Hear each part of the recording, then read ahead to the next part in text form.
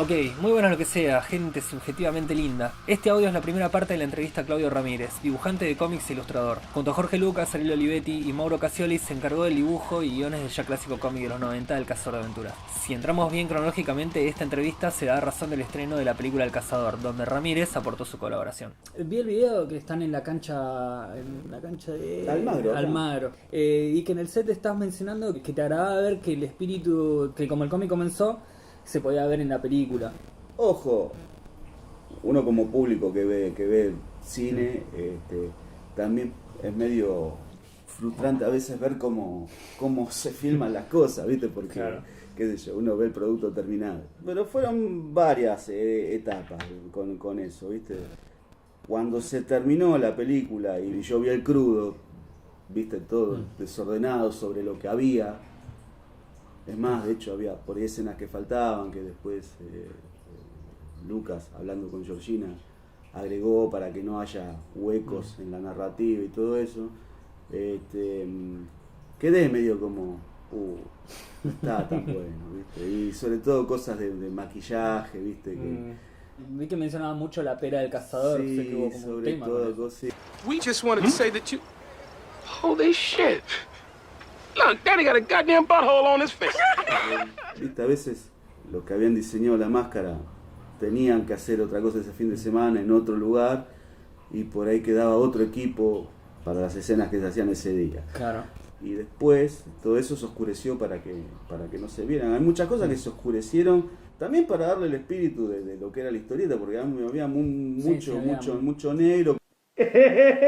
Muy con los ojitos rojos, ¿viste? Y también eso por ahí estaba faltando en la película, ¿viste? Y había como saltos. Después cuando todo eso se corrigió y se agregó, ahora creo que sí, que la película... Vuelvo con el pensamiento anterior de ese día en la cancha del Magro.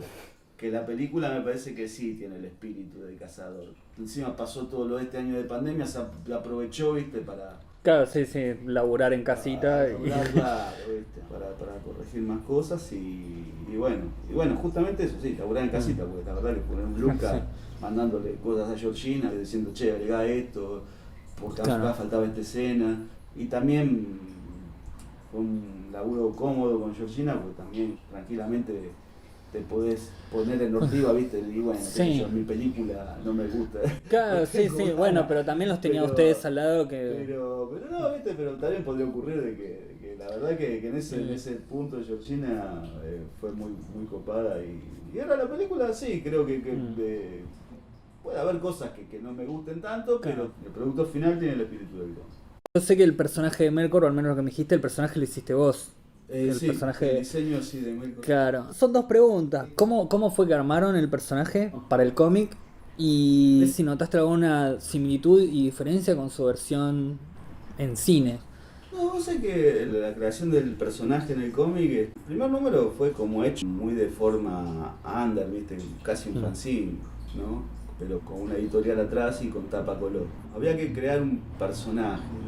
Y yo me acuerdo que mirando una de Lobo de Beasley, no me acuerdo qué saga era de Lobo, había un personaje en un cuadro que era otro cazador de recompensas, pero aparecía en un cuadro, ¿viste? Estaba en un bar en el medio del espacio tomando birra y pero estaba ahí en el fondo y tiene como un pequeño intercambio con Lobo y creo que hay una pelea, pero son 3 cuadritos. Claro, sí, algo muy mínimo. Y me copó y me gustó esa cosa que Beasley le puso esa impronta heavy metal a Lobo, de motociclista, ¿viste? Esa onda tipo Hell Angel, ¿viste?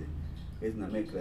Es más, de hecho, de la pintura del Lobo de la cara hasta la parte de los bigotes tiene como un aire a Lemmy que no lo tenía el personaje al principio. Y bueno, y el diseño de ese demonio fue así. Y después el de Balrog, Lucas lo pensó como que el personaje venía como en un remolino, ¿viste? Aparecía como en un viento y bueno, nos hizo acordar el demonio de Tasmania y toda la estética de Balrog que armó Lucas es parecida a la de... Tiene un aire más en el primer número, es como que se nota un aire a... Hay como una cosa del demonio de Tasmania, pero la madre que le agregamos como Lucas lo agregó unos cuernos ahí después.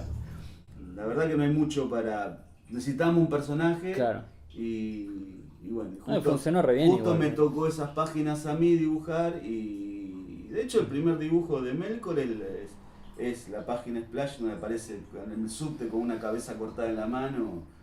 Sí. Ese es el primer dibujo que yo hice, que lo usamos para una página Splash. Y después en la película me gusta como lo hace Baudino, de hecho es actor, hay un montón de películas que Germán trabaja, es más, trabajó para afuera incluso.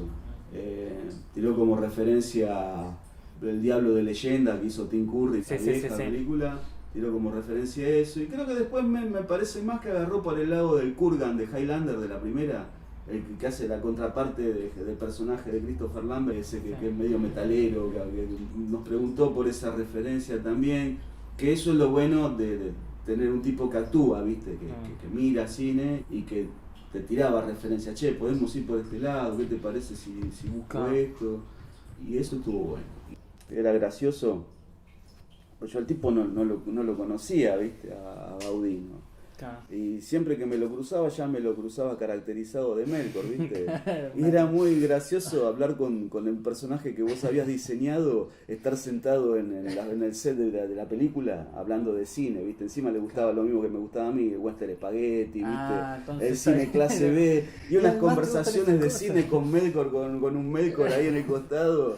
Y ya te digo, yo le conocí la cara después.